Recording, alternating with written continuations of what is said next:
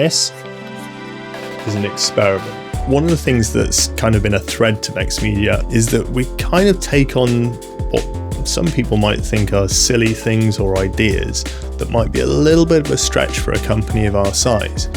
We'd been playing around with car mounts a couple of years back and putting some of our bigger cameras on cars.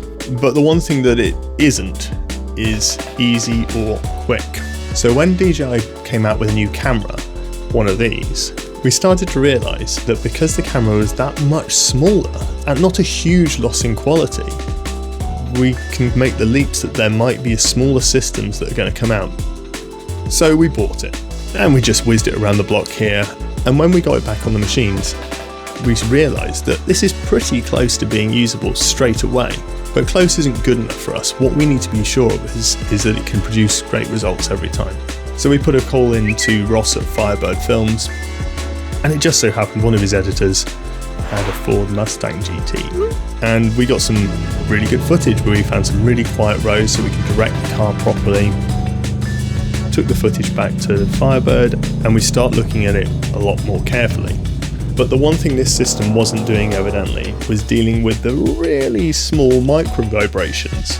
The result was every now and again you were starting to see those micro vibrations coming through in the footage, and also it disrupting the autofocus system. So it was back to the drawing board, internet, and trying to find something that would help, and then we found a video.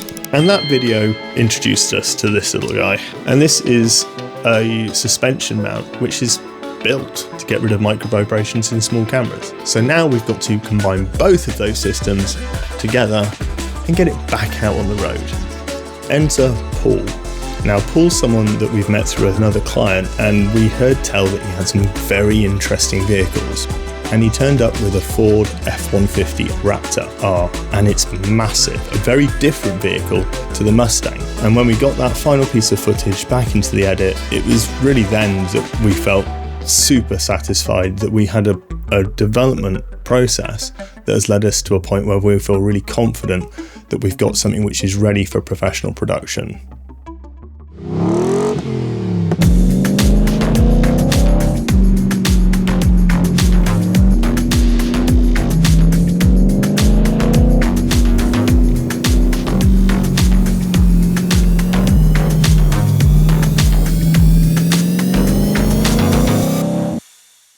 Finally, thanks must go to everybody that's been involved in this project. Thank you to Ross and Tom over at Firebird for letting us use your car as the first test.